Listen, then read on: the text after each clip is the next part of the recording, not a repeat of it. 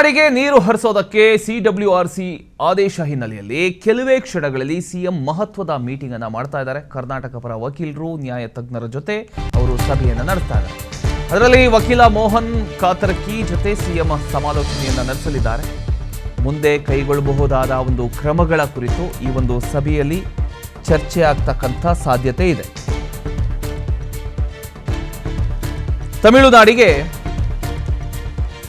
3500 cusec ನೀರು ಹರಿಸಬೇಕು ಅಂತ ಕಾವೇರಿ ನೀರು ನಿಯಂತ್ರಣ ಸಮಿತಿ ಸಿಡಬ್ಲ್ಯೂಆರ್ಸಿ ನೀಡಿರತಕ್ಕಂಥ ಒಂದು ಸೂಚನೆಯ ಬೆನ್ನಲ್ಲೇ ರಾಜ್ಯ ಸರ್ಕಾರ ಅಲರ್ಟ್ ಆಗಿದೆ. ಕಾವೇರಿ ವಿವಾದದ ಮುಂದಿನ ಕಾನೂನು ಹೋರಾಟದ ಬಗ್ಗೆ ತೀರ್ಮಾನ ಕೈಗೊಳ್ಳೋದಕ್ಕೆ ಮುಖ್ಯಮಂತ್ರಿ ಡಿಕೆ ಶಿವಕುಮಾರ್ ಅವರು ಕೆಲವೇ ಕ್ಷಣಗಳಲ್ಲಿ ಮಹತ್ವದ ಸಭೆಯನ್ನು ನಡೆಸ್ತಾ ಇದ್ದಾರೆ. ಈ ಒಂದು ಸಭೆಯಲ್ಲಿ ಕರ್ನಾಟಕ ಸರ್ಕಾರದ ಪರವಾಗಿ ವಾದ ಮಂಡಿಸ್ತಿರ್ತಕ್ಕಂಥ ಹಿರಿಯ ವಕೀಲರು, ಕಾನೂನು ತಜ್ಞರು, ಅಧಿಕಾರಿಗಳು ಭಾಗವಹಿಸ್ತಾ ಇದ್ದಾರೆ. ವಿಶೇಷವಾಗಿ ಹಿರಿಯ ವಕೀಲರಾಗಿರ್ತಕ್ಕಂಥ ಮೋಹನ್ ಕಾತರಕಿ ಅವರೊಂದಿಗೆ ಮುಖ್ಯಮಂತ್ರಿಗಳು ಸಮಾಲೋಚನೆ ನಡೆಸ್ತಾ ಇದ್ದಾರೆ.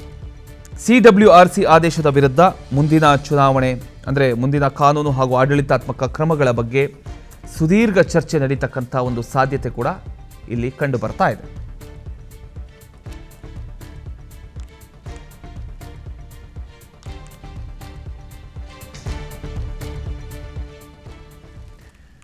ಇನ್ನು ತಮಿಳುನಾಡಿಗೆ ಕಾವೇರಿ ನೀರು ಬಿಡ್ತಕ್ಕಂಥ ವಿಚಾರಕ್ಕೆ ಸಂಬಂಧಪಟ್ಟ ಹಾಗೆ ಇವತ್ತು ಜಲಸಂಪನ್ಮೂಲ ಸಚಿವರಾಗಿರತಕ್ಕಂಥ ರಾಮಲಿಂಗಾರೆಡ್ಡಿ ಅವರು ಸಭೆಯನ್ನು ನಡೆಸ್ತಾ ಇದ್ದಾರೆ. ಅವರ ಒಂದು ನೇತೃತ್ವದಲ್ಲಿ ಈ ಒಂದು ಸಭೆ ನಡೀತಾ ಇದೆ. ಬೆಳಗ್ಗೆ 11ಕ್ಕೆ ವಿಧಾನಸೌಧದಲ್ಲಿ ಸಭೆ ನಡೆಯುತ್ತೆ. 11 ಆಗಿದೆ. ಈಗ ಮೇಲ್ಮನವಿ ಸಲ್ಲಿಸತಕ್ಕಂಥ ಬಗ್ಗೆ ಮಹತ್ವದ ಚರ್ಚೆ ನಡೆಯುತ್ತೆ. ಕಾವೇರಿ ನೀರು ನಿರ್ವಹಣಾ ಪ್ರಾಧಿಕಾರಕ್ಕೆ ಮೇಲ್ಮನವಿ ಸಲ್ಲಿಸುವ ವಿಚಾರವಾಗಿ ಇನ್ನು ನೀರು ಹರಿಸೋದಕ್ಕೆ ಸಾಧ್ಯ ಇಲ್ಲ ಅಂತ ಮೇಲ್ಮನವಿ ಸಲ್ಲಿಸಲಾಗುತ್ತೆ. ತಮಿಳುನಾಡಿಗೆ ಕಾವೇರಿ ನೀರು ಬಿಡುಗಡೆ ಮಾಡುವಂತೆ ಕಾವೇರಿ ನೀರು ನಿಯಂತ್ರಣ ಸಮಿತಿ ಸಿಡಬ್ಲ್ಯೂಆರ್ಸಿ ನೀಡಿರತಕ್ಕಂಥ ಒಂದು ಸೂಚನೆ ಏನಿತ್ತು, ಆ ಸೂಚನೆಯ ಬೆನ್ನಲ್ಲೇ ರಾಜ್ಯ ಸರ್ಕಾರ ಮಹತ್ವದ ಹೆಜ್ಜೆಯನ್ನು ಇಡೋದಕ್ಕೆ ಸಜ್ಜಾಗಿದೆ. ಮುಂದಿನ ಕಾನೂನು ಹೋರಾಟದ ರೂಪುರೇಷೆ ಸಿದ್ಧಪಡಿಸುವುದಕ್ಕೆ ಇವತ್ತು ಜಲಸಂಪನ್ಮೂಲ ಸಚಿವರಾಗಿರತಕ್ಕಂಥ ರಾಮಲಿಂಗಾರೆಡ್ಡಿ ಅವರ ನೇತೃತ್ವದಲ್ಲಿ ಒಂದು ಮಹತ್ವದ ಸಭೆ ವಿಧಾನಸೌಧದಲ್ಲಿ ನಡೆಯುತ್ತೆ. ಇವತ್ತು ಬೆಳಗ್ಗೆ 11 ಗಂಟೆಗೆ ಈಗ ಶುರುವಾಗುತ್ತೆ. ಕೆಲವೇ ಕ್ಷಣಗಳಲ್ಲಿ ಶುರುವಾಗುತ್ತೆ. ವಿಧಾನಸೌಧದಲ್ಲಿ ನಡೆಯಲಿರ್ತಕ್ಕಂಥ ಈ ಒಂದು ಸಭೆಯಲ್ಲಿ ಜಲಸಂಪನ್ಮೂಲ ಇಲಾಖೆಯ ಹಿರಿಯ ಅಧಿಕಾರಿಗಳಿರ್ತಾರೆ, ಕಾನೂನು ತಜ್ಞರಿರ್ತಾರೆ, ಸಂಬಂಧಪಟ್ಟಂಥ ಅಧಿಕಾರಿಗಳು ಕೂಡ ಭಾಗವಹಿಸ್ತಕ್ಕಂಥ ಸಾಧ್ಯತೆ ಇದೆ. ರಾಜ್ಯದ ಪ್ರಸ್ತುತ ನೀರಿನ ಲಭ್ಯತೆ, ಜಲಾಶಯಗಳ ಪರಿಸ್ಥಿತಿ ಹಾಗೂ ರೈತರ ಹಿತಾಸಕ್ತಿಯನ್ನು ಗಮನದಲ್ಲಿ ಇಟ್ಕೊಂಡು ಮುಂದಿನ ಕ್ರಮಗಳ ಬಗ್ಗೆ ಚರ್ಚೆಯನ್ನ ನಡೆಸತಕ್ಕಂಥ ಸಾಧ್ಯತೆ ಇದೆ. ಇನ್ನು ತಮಿಳುನಾಡಿಗೆ ನೀರು ಹರಿಸುವಂತೆ ಸಿಡಬ್ಲ್ಯೂಆರ್ಸಿ ಆದೇಶ ನೀಡಿರತಕ್ಕಂಥ ಹಿನ್ನೆಲೆಯಲ್ಲಿ ಸಿಡಬ್ಲ್ಯೂಆರ್ಸಿ ಆದೇಶಕ್ಕೂ ಮುನ್ನವೇ ನೀರು ಹರಿಸ್ತಾ ಸರ್ಕಾರ ಅನ್ನುವಂಥ ಒಂದು ಪ್ರಶ್ನೆ ಈಗ ಹುಟ್ಕೊಂಡಿದೆ. ನಿನ್ನೆಯಿಂದಲೇ ಕಾವೇರಿ ನದಿಯ ನೀರಿನ ಮಟ್ಟದಲ್ಲಿ ಏರಿಕೆ ಕಾಣ್ತಾ ಇದೆ. ನೀರಿಲ್ಲದೆ ಬಣಗುಡುತ್ತಿದ್ದ ಗಗನಚುಕ್ಕಿ ಫಾಲ್ಸ್ನಲ್ಲಿ ಜಲಧಾರೆ. ತಮಿಳುನಾಡು ಸಿಎಂ ರಾಜ್ಯಕ್ಕೆ ಆಗಮನಕ್ಕೂ ಮುನ್ನವೇ ಈ ರೀತಿ ಆಗಿರತಕ್ಕಂಥದ್ದು. ನೀರು ಹರಿಸಿ ಓಲೈಕೆಗೆ ಮುಂದಾಯ್ತು. ಹಾಗಾದ್ರೆ ರಾಜ್ಯ ಸರ್ಕಾರ ಯಾವುದೇ ಕಾರಣಕ್ಕೂ ನೀರು ಬಿಡಲ್ಲ ಅಂತ ನೀರು ಹರಿಸ್ಬಿಟ್ರ? ನೀರು ಬಿಟ್ಟು ಧಾರಾಳತನ ಮೆರಿತ ಡಿಕೆಶಿ ಸರ್ಕಾರ ನಾಳೆಗೆ ನೀರು ಬಿಡ್ತಕ್ಕಂಥ ನೆಪದಲ್ಲಿ ನೆರೆ ರಾಜ್ಯಕ್ಕೆ ಒಂದು ರಿಲೀಫ್ ಮಾಡಿಕೊಟ್ರ ಅನ್ನುವಂಥ ಒಂದಿಷ್ಟು ಪ್ರಶ್ನೆಗಳು ಈಗ ಹುಟ್ಕೊಳ್ತಾ ಇದೆ. ಹಾಗಾದ್ರೆ ಏನಾಗಿರಬಹುದು?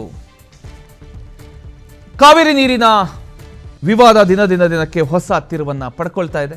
ತಮಿಳುನಾಡಿಗೆ 3500 ಕ್ಯೂಸೆಕ್ ನೀರು ಹರಿಸಬೇಕು ಅಂತ ಕಾವೇರಿ ನೀರು ನಿಯಂತ್ರಣ ಸಮಿತಿ ಆದೇಶ ಹೊರಡಿಸಿದ ಬೆನ್ನಲ್ಲೇ ರಾಜ್ಯದಲ್ಲಿ ರಾಜಕೀಯ ಮತ್ತು ರೈತ ಸಂಘಟನೆಗಳ ಆಕ್ರೋಶ ಹಾಗೂ ಮತ್ತಷ್ಟು ಹೆಚ್ಚಾಗ್ತಾ ಇದೆ. ಇದರ ನಡುವೆ ಮತ್ತೊಮ್ಮೆ ಹೊಸ ಪ್ರಶ್ನೆ ಈಗ ಶುರುವಾಗಿದೆ. ಆ ಪ್ರಶ್ನೆ ಏನು?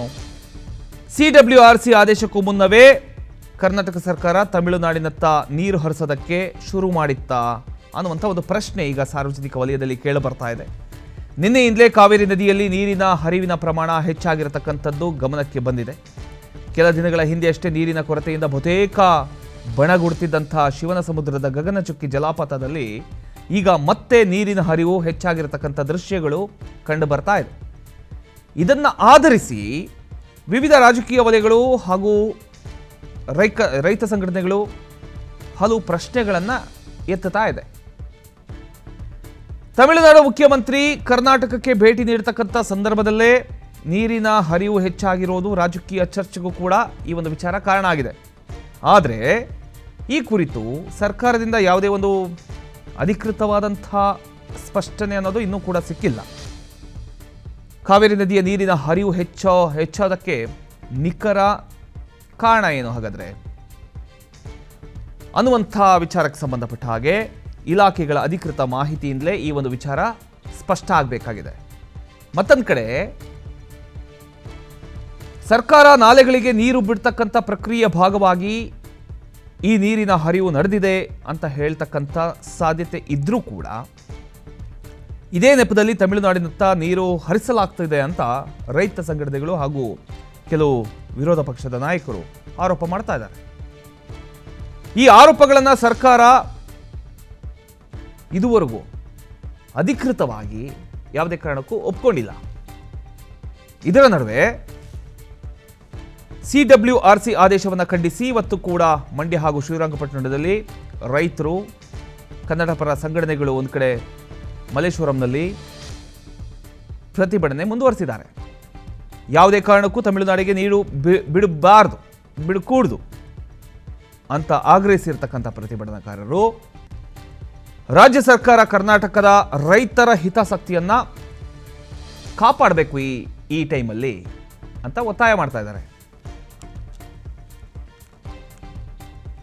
ಇನ್ನು CWRC ಆದೇಶದ ವಿರುದ್ಧ ಕನ್ನಡ ಪರ ಸಂಘಟನೆಗಳು ಆಕ್ರೋಶ ವ್ಯಕ್ತಪಡಿಸ್ತಾ ಇದ್ದಾವೆ. ಇವತ್ತು ಬೆಂಗಳೂರಿನ ಮಲ್ಲೇಶ್ವರಂನಲ್ಲಿ ಬೃಹತ್ ಪ್ರೊಟೆಸ್ಟ್ ನಡೀತಾ ಇದೆ. ಈ ಒಂದು ಕಾವೇರಿ ನದಿ ನೀರು ನಿರ್ವಹಣಾ ಪ್ರಾಧಿಕಾರದ ವಿರುದ್ಧ ಕಿಡಿಕಾರ್ತಾ ಇದ್ದಾರೆ. ಮಲ್ಲೇಶ್ವರಂ ಸೇರಿ ನಗರದ ಹಲವೆಡೆ ಪ್ರತಿಭಟನೆಗೆ ಈಗ ನಿರ್ಧಾರ ಕೈಗೊಳ್ಳಲಾಗಿದೆ. ಮಲ್ಲೇಶ್ವರಂ, ಕುವೆಂಪು ವೃತ್ತ, ಫ್ರೀಡಂ ಪಾರ್ಕ್ ಸೇರಿ ಹಲವೆಡೆ ಪ್ರೊಟೆಸ್ಟ್ ನಡೀತಾ ಇದೆ, ಶುರುವಾಗಿದೆ. ಸ್ಥಳಕ್ಕೆ ಆಗಮಿಸಿದ ಉತ್ತರ ವಿಭಾಗದ DCP ನ್ಯಾಮೇಗೌಡ ಅವರು ಈಗ ಸ್ಥಳಕ್ಕೆ ಆಗಮಿಸಿದ್ದಾರೆ. ಯಾಕಂತ ಹೇಳಿದ್ರೆ ಇಷ್ಟು ಭಾಗಗಳಲ್ಲಿ ಎಲ್ಲ ಕರ್ನಾಟಕದ ಒಂದಿಷ್ಟು ಭಾಗಗಳಲ್ಲಿ ಕೂಡ ಈಗ ಈ ಒಂದು ವಿಚಾರಕ್ಕೆ CWRC ಈ ಒಂದು ವಿಚಾರಕ್ಕೆ ಸಂಬಂಧಪಟ್ಟ ಹಾಗೆ ಪ್ರೊಟೆಸ್ಟನ್ನು ಮಾಡ್ತಾ ಇದ್ದಾರೆ. ಈಗ ಕನ್ನಡ ಪರ ಸಂಘಟನೆಗಳು ಕೂಡ ಪ್ರೊಟೆಸ್ಟ್ಗೆ ಇಳಿದಿದೆ. ಈಗ ಒಂದು ಕಡೆ ಪೊಲೀಸ್ ಬಂದೋಬಸ್ತನ್ನು ಕೂಡ ಮಾಡಲಾಗಿದೆ. ಇನ್ನೊಂದು ಕಡೆ ಉತ್ತರ ವಿಭಾಗದ DCP ಆಗಿರ್ತಕ್ಕಂಥ ನ್ಯಾಮಗೌಡ ಅವರು ಆಗಮಿಸಿರತಕ್ಕಂಥದ್ದು. ಅದನ್ನು ಕೂಡ ನೀವು ನೋಡ್ತಾ ಇದ್ದೀರಿ.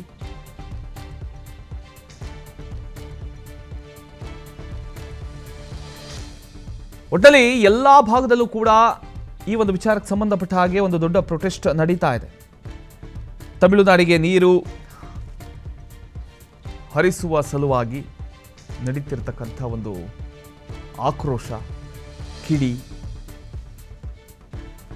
ವಿರೋಧ ಎಲ್ಲವೂ ಕೂಡ ನಡೀತಾ ಇದೆ. ಪ್ರೊಟೆಸ್ಟ್ ಮಾಡುವ ಮೂಲಕ ಸರ್ಕಾರಕ್ಕೆ ಹಾಗೂ ಕೇಂದ್ರಕ್ಕೆ ಇಬ್ಬರಿಗೂ ಕೂಡ ಈಗ ನೀರು ಹರಿಸ್ಕೂಡ್ದು ತಮಿಳುನಾಡಿಗೆ ಯಾವುದೇ ಕಾರಣಕ್ಕೂ ಅನ್ನುವಂಥ ವಿಚಾರನ ಮುಂದಿಟ್ಕೊಂಡು ಈಗ ಪ್ರೊಟೆಸ್ಟನ್ನು ಮಾಡ್ತಾ ಇದ್ದಾರೆ.